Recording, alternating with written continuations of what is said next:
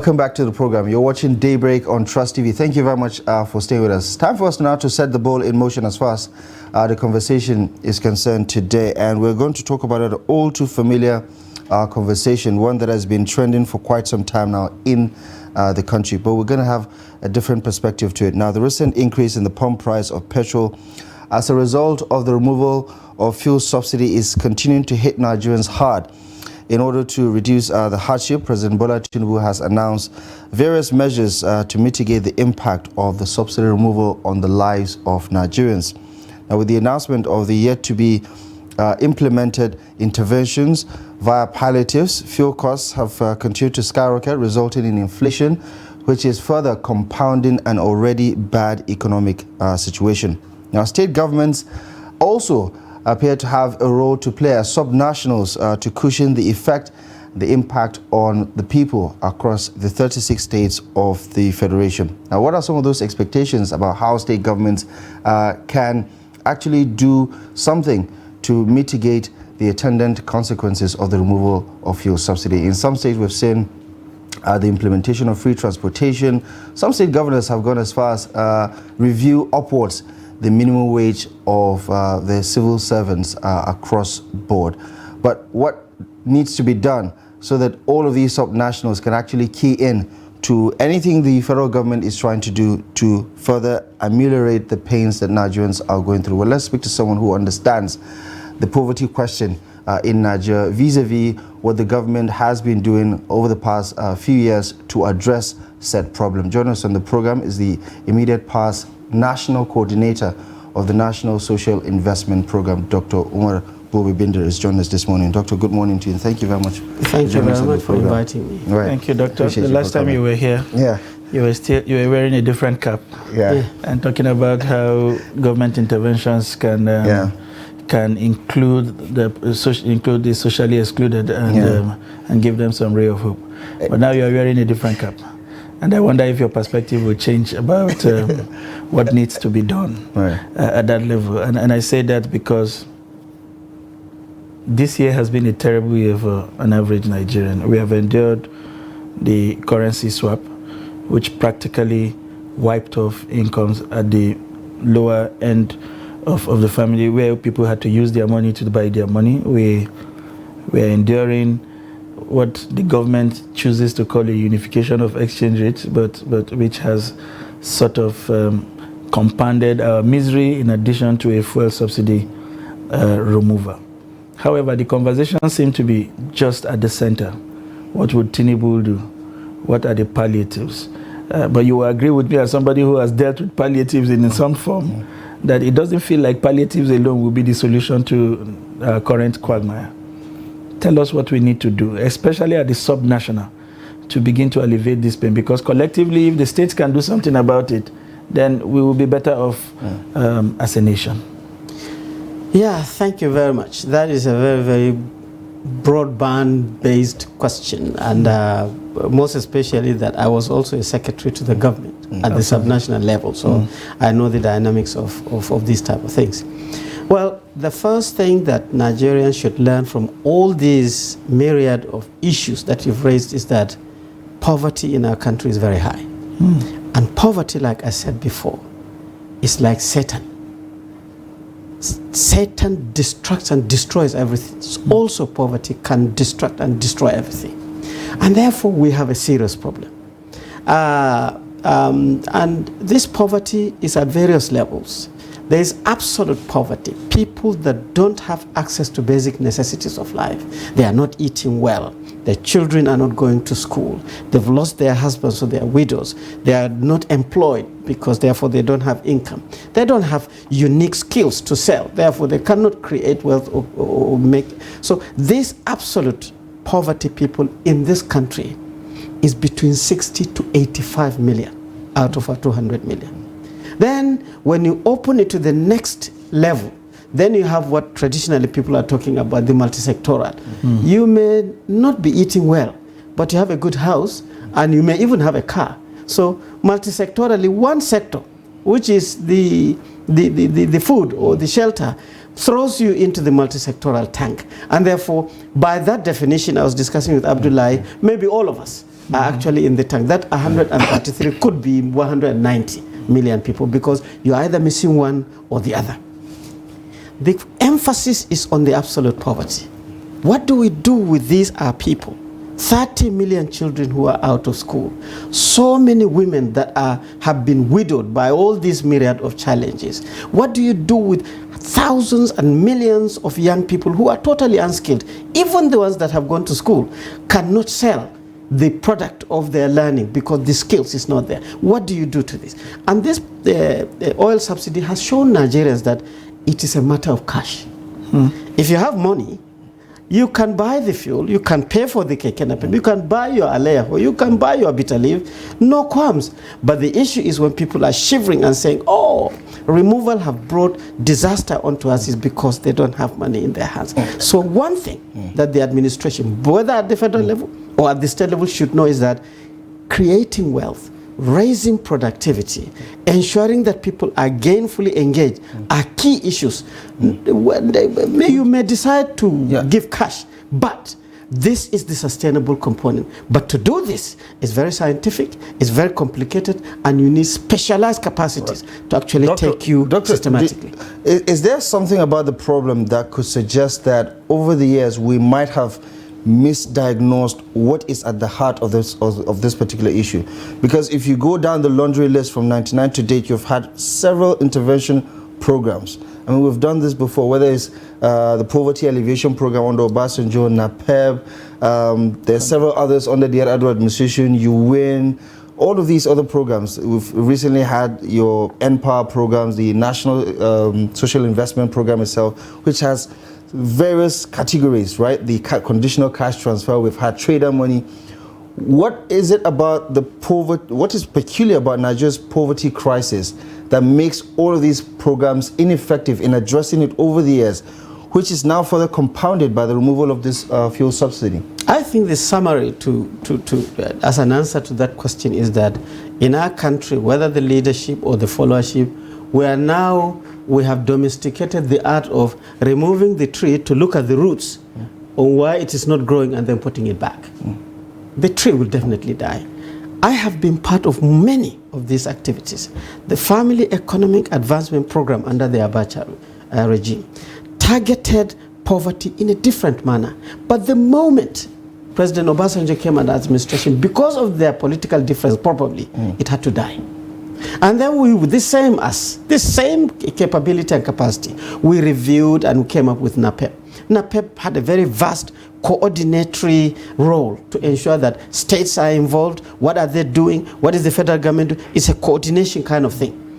We moved with NAPEB until I think the Yar'Adua administration or the Jonathan administration, it had to die. Till today, I can swear even that there is no paper, no document scientifically published to tell you why has FIP failed, why has NAPEB failed, why has SURP failed, why has UWIN failed. There is no document. We just came politically or administratively, just decide to say, oh, we've got a new person, fancy name, and then we just get on with it and then start all over again. I mean, I sat down listening to radio and television of people claiming that the National Social Register that we have developed is sort of like weak, is based. They don't even know. How did we come up with the social register? What happened? Some people are saying, oh, we don't know what the Buhari administration did, and then now 8,000 we're giving cash on the table. Yes. When the cash transfer started, if you're targeting these poor and vulnerable people, they are not banked. So gradually, by the time we started, it was piles of money. Everybody knows that this is very primitive.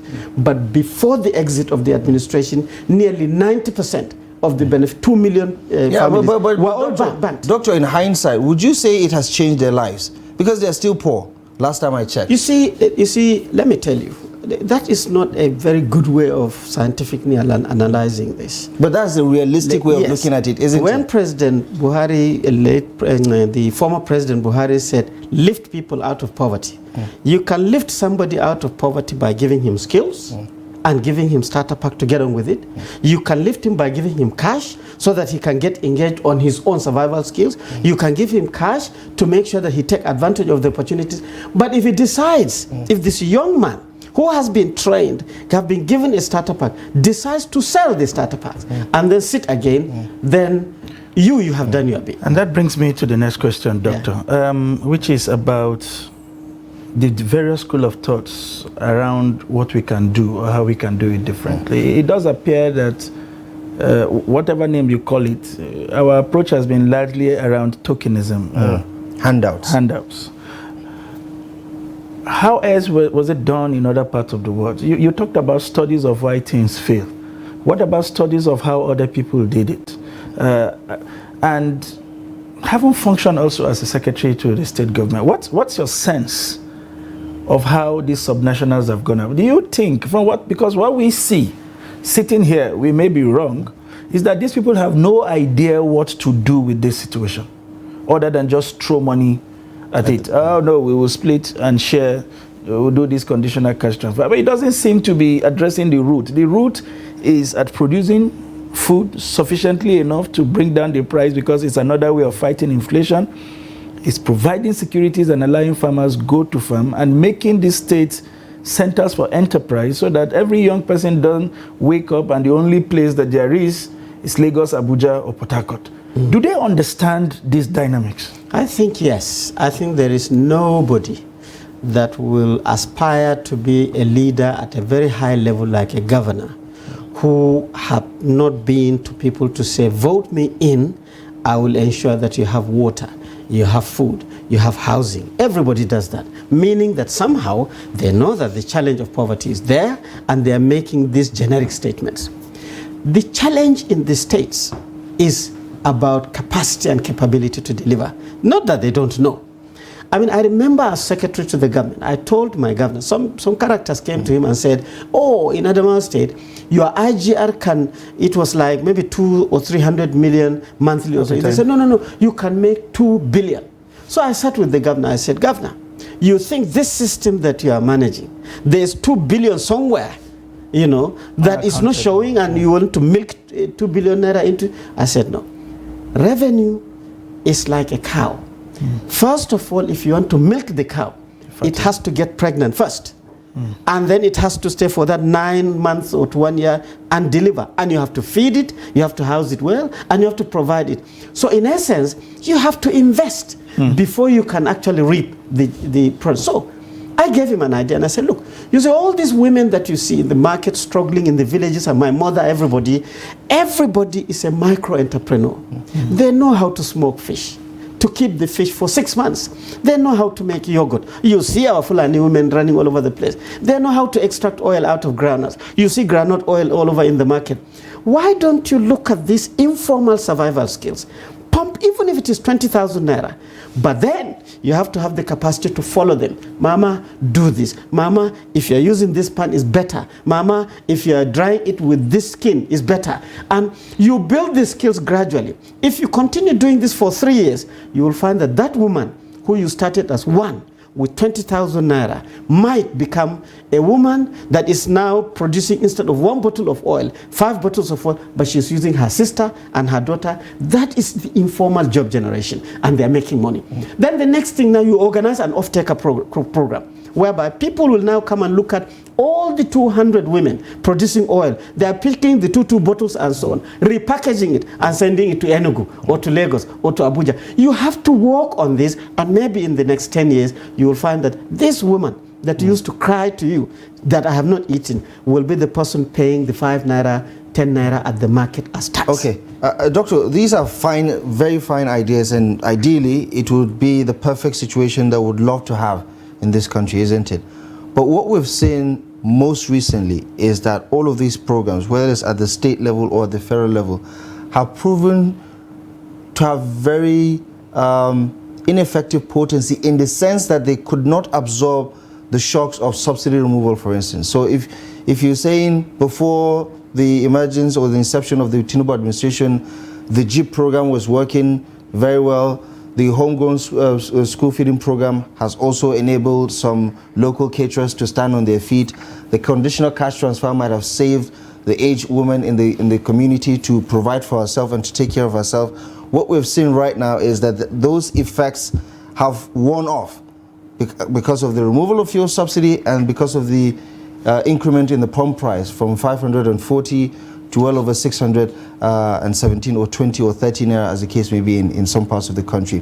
Why is that the case, especially if the long-term goal is to get these people to become dependent, because while you're trying to give others fish, you're trying to show others how to catch the fish. Why have these programs failed to give Nigerians the footing to withstand some of these shocks that we're witnessing today? I think it's being consistent. It's not that it has not worked, and it is not that it has worked perfectly. Every program has its own successes. It also has its own unique challenges. But if you concentrate on the glass being half empty, you will be empty. Concentrate on the glass being half full. Where's the half full? Help us understand how to see it. The half full is, look, even in Western countries, there is welfareist project, which here we call cash transfer. I schooled in England. I have seen free milk. They drop it for you. But their intervention, to be honest and to be fair, is a lot more significant than 8,000 naira a month. I know. Or 5,000 naira a month. Everything you have to prorate it to your scale. Look, forget about money. Everybody in this country talks about money. I wish that was possible. Yes, Doctor. when you hear or somebody watching it and say, that's easy for you to say, Dr. Bindi. Maybe you have a lot of it in your bank. That's why you can afford to not think about it. I don't mean money is not important. Okay. But if you concentrate on discussing money and you are not discussing about how do I target people. I gave you an example before. If Oga here is okay and I am not okay, and there's a program targeting the not okay people, how do you find between me and him who requires it? What we normally do is just to throw the solution. He will enjoy it even though that he doesn't need it, and I will also enjoy half for some time, and that weakens it. That is the problem of the subsidy. So targeting is a technical, scientific way to do it. To most people like us, they'll say, no, these are Boko people, they're just grammar people and so on. But it is absolutely necessary. That is why you have universities. That is why you have polytechnics. Our country has failed, I'm sorry to say that, to connect that knowledge system and its output to the services of our people. Now, all our academia is on one side. You will meet professors. They're listening to me now. They're complaining. Why is the president doing this? Why is he giving 5,000? Why don't he just give us the money? We'll train everybody. But you see, we have not been able to operate a system whereby everything is coordinated and dependent. Other countries have done that. But coming to the last point I was trying to conclude for you is that that enriching the local trades to actually become productive. I designed the program in Adamawa State. I know all the processes, presented it in the council, it got approval of the State Executive Council, I had the budget, it defended it at the assembly, it was everything due process finished. Then, when I submitted the file for the governor administratively to approve that 500 million naira to go into the project account, a politician saw that file and opened the file and said, see this academic man, this grammar man. He came and joined us here, and now the governor is going to give him 500 million naira. We are sitting here. No, it's not going to happen. They carried the file, terrorized the governor that unless they are given their share out of this 500 million, this project will not. Who is Dr. Bindi? And I can Is that what usually happens at the state level? But that at the state level, the politicking, the ranking of the affects even the governor actually to perform. And it is a big problem. So, Doctor, taking this conversation forward, we are currently at a place of despair. In the last couple of days, driving home in the company of other colleagues, you hear things like, I have moved from a state of despondency to one of fear, to one of anxiety, to one of palpable, anxiety, because I don't understand where anything is going. We are with a government that just basically reduce conversations to we will, we shall. While people are dying on the immediate, we shall. And shall for government is a long term, between conception, release of funds, procurement, and actual effect. This lag period is enough to kill people. Yes. And you've been there. On the immediate, people are dying. The Red Cross is saying 25 more million people would go without food. I'm not sure what how would I call it, the methodology that was used to arrive at that, but you can see that this is a reality. The World Bank was saying just with the fuel subsidy removal, another 7 million had been thrown into that poverty bracket. What should we have done as at yesterday? I mean, to first of all, truly keep people alive, and then gradually move them to that point where they can begin to find their footings again? I think either way we should have done, or what we should do is to split it into 4 phases. The first phase, it's what I call the immediate things to do. People call it low-hanging fruits. I think the conditional cash transfer program of the federal government, which the data is developed at the states. The partnership is like that. It's not developed by the federal government. So the data is there. You're saying the states came up with the figures that NASCO is using? Yes, this is the state. It's the state offices.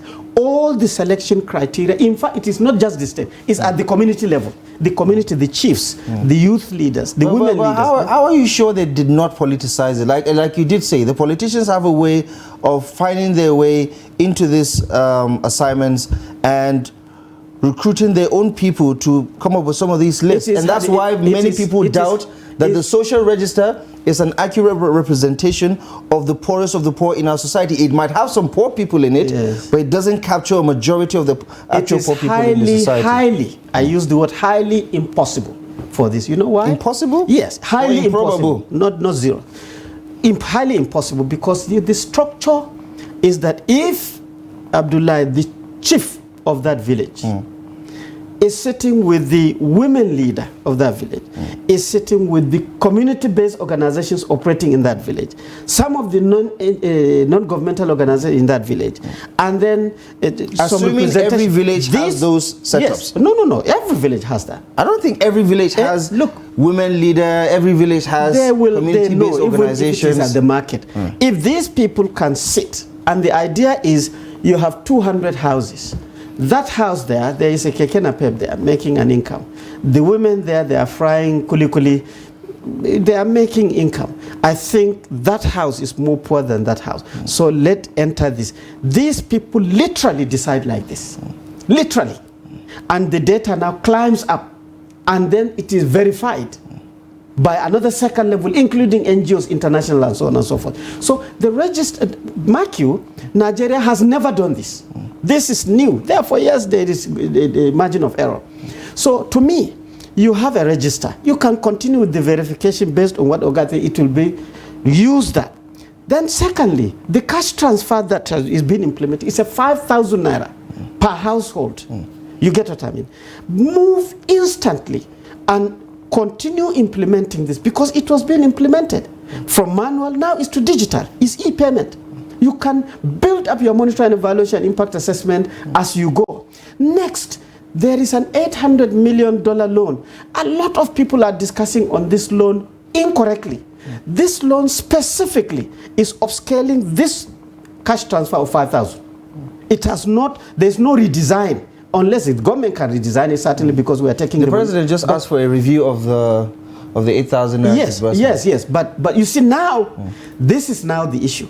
If you review from 5,000 to 8,000, transiting from 5,000 to 8,000, there are the part of the 2 million that were benefiting 5,000. Are you now going to carry them and just increase 3,000 for them and then carry new ones out of the register with 8,000? That process gets you into some issues again of selecting, of clearing, and it gets longer and longer. So the immediate term is to get on with what you have and do checks and balances. Then the short term, make sure in the next 6 months, this all checks and balances is done so that your social register is very sharp, your transition from 5 to 8,000 is very sharp, your delivery system. Let me tell you, the cash transfer, the payment service providers going there to ensure that all these banks are there, and then you reel out the money. You and I know the challenges of banking. Sometimes you want to get even your money, it is very, very weak. The poor people can give you, a representative can use his father's telephone account number. So you have to be rechecking all this. You ask the payment service providers, you see all this. But there's a model. it is Right. okay. So Okay. get on with it and then ensure that you set a timeline. In 6 months, this is what I want to achieve. My social register have to be sharp. My payment service providers have to be sharp. My payment schedules have to be sharp. In 1 year, Doctor, my own cash transfer has to mature and flow. Doctor, And then you start, yeah. a lot of people will say this. We've been doing this for quite some time now, and as far as poverty is concerned, it has been multiplying instead of be on a decline. But obviously, you seem to have a lot of faith that this will work to a certain degree. However, if we're talking about the subnationals, right? You understand the figures themselves. If you see the poverty map, it shows you the spread. Significant part of it is in northern Nigeria, right? But we've also seen some state governors, albeit at a lower scale, implement certain things that people have been talking about at the national level. Say, for instance, in River State, for instance, the governor just recently launched a free transport scheme that would form part of his palliative scheme to address the subsidy removal. We've seen some governors also, I believe, Governor Hope Uzodinma in Imo State has just increased the minimum wage to 40,000 naira for the civil servants. That is what people are talking about as also another way of addressing this particular issue that we're dealing with, right? People who are already salary earners or people who are already productive being further empowered so that they can withstand the shocks, because the purchasing power right now has been decimated significantly. If what would you recommend to especially northern states like Plateau State, like Yobe State, for instance, with over 83% of its population living below the poverty line? Adamawa State with 3.4 million people below the poverty line. In Bauchi State is as high as 5.7 million. In Borno State, 72% of it of its population is living below the poverty line, and there's the issue with the insecurity, farmers unable to access their farmlands, the recent attack in Borno State. What do you think especially some of these governors need to do, particularly for their own state, away from what the federal government is trying to do, to make sure that their people, their indigents, withstand the shocks of the current economic realities? Well, I think that because I reckon that what might work in Adamawa State might not necessarily be what you need in Yobe State or in Plateau State or in some of these other states. Most of it for northern Nigeria, most of it they overlap and they can work. But for me, I think number one for northern Nigeria is to try as much as possible to get insecurity under control. This is a poverty generator. One strike in a community can take you back for 20 years. Secondly, there must be a way to ensure that all these other environmental issues, flooding for example, it can damage 30 years of development instantly. And you've seen in Kogi State, a whole community just flooded, all the roofs are what do you do? Even if the water goes, these are mud houses. They will just dissolve and crumble. Where do you start? Three, so state governments must be very, very scientific. Third, we just came out of COVID. You remember, COVID, when it hits us, we stopped everything. Markets were not working, hospitals were not working, schools were not working, everything. We're just coming out of it. So we're randomly running helter-skelter. And remember, Abdullahi, if you want to, absolute poverty has a number of elements. There's health component, there's education component, there's blah, blah component.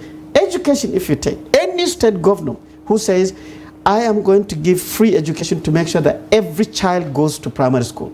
Do you know that by the time you hold the hand of a 5-year-old, take him to school, even if you have the infrastructure and the teachers, in the next 4 years, which is the first leg of the administration, he is only in class 4. You still have to go and take him back home. He's still peeing and you have to shout at him. Then you continue that program for your final 4 years. He is now in secondary 2. So your whole 4 years, you are still holding him. So there are things that you have to do to gradually get the parents to mature and be comfortable to carry it through. But there are things that you also have to carry and ensure that it is long term. What we're talking about is the palliative elements. What do you do now to ensure that this suffering, for me, the simplest thing I understand with this subsidy is that the fuel cost was low and everybody was okay. in court, right? Kekena people will move in and buy it at a reasonable price. His car will go and move it. Then all of a sudden somebody came and said, Oga is enjoying this. Abdullah is enjoying it. Dr. Bin, remove it. Because they shouldn't enjoy it. I can tell you honestly. Is that it? Or is it because it's mired in fraud the whole argument, and corruption? No. The whole argument is that you are investing on the wrong people. Well, the corruption is also part of it. But let me tell you, for me, I drive now very comfortably into a filling station, and they are all open. That long queue has disappeared. It has calmed me down. I fill my tank instead of 9,000 before. It is now 35,000. I will complain a little bit that this government is useless. That's why I said earlier when you said money is not the problem. I said maybe it's just a youth thing. The Kekena person that used to fill his tank at 1,000 is now 5,000. He will go and fill it up. But when he rolls out, then my mother, who is carrying her dadawa to the market, must pay for this 5,000. That is where the suffering starts. And that is why I told you that it is money in the heart. If my mother were to be also reeling out, taking opportunities, and I believe that the opportunity, prices of tomato has gone up by nearly 300 or 400%. I wish my mother was producing tomato. She could have been laughing all the way to the bank. So problems will pop up, but they also create opportunities. What we are not doing is to now look at these opportunities and quickly. I mean, if I were doing something to do with palliative, right, I will take agriculture very, very seriously.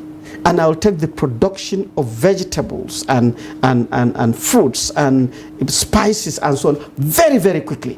In 3 months, I can tell you, if you get improved seeds, a bit of irrigation training, you can get villages to actually have simplistic greenhouses, and they will be producing all these things 5 times in a year. You will see a queue buying all these things. This is how to take opportunities. But that skill, that training, that provision of the basic tools and so on and so forth is the program. But if you give cash, I will just go and still buy the expensive tomato, and I will sit again and abuse your father. So, all right. In rounding your thoughts, because we're running out of time, Doctor, it's now we're beginning to see pockets of promises, like Ahmed reeled out in Imo, and I think 1 or 2 other states. We are seeing in Zamfara, the governor cutting down ministries by more than 50%, especially where he feels there are overlapping responsibility. But because the nation is a single unit, regardless of the fact that you have local governments and states, do you think there is also the need outside the federal government for these states to be talking to each other? You said their problems are overlapping, they are common, and sometimes it goes beyond the border.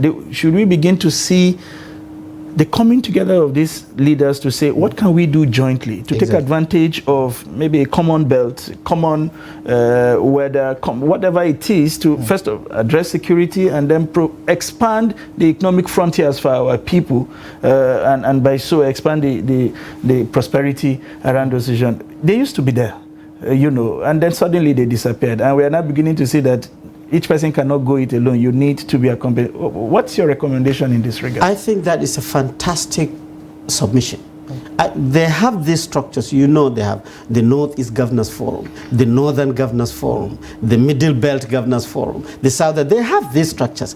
But in my experience as SSG, attending these meetings for governors, for example, the Northern Governors Forum, for 4 years that I've been SSG, insecurity has always been on their agenda. But it has never been clearly discussed. Every single meeting.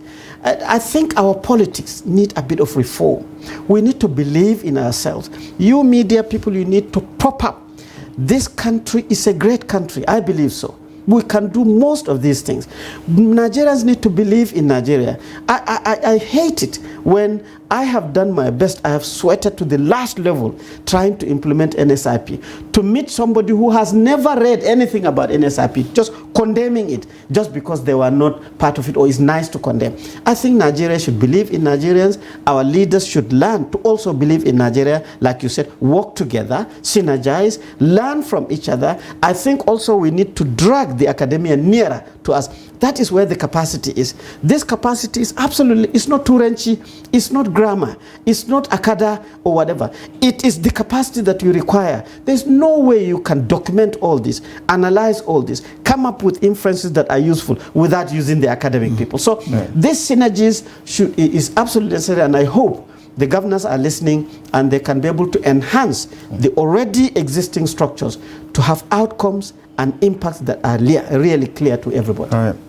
Doctor, thank you most kindly for joining us this morning. Appreciate the insight as well as the analysis, and hopefully we'll circle back to this conversation, because I get the feeling that this is just the beginning as far as this whole experience is concerned. It is a new dawn for the new administration, and I dare say a lot of other states also have new governors at the helm. Thank you so much for joining us on Daybreak today.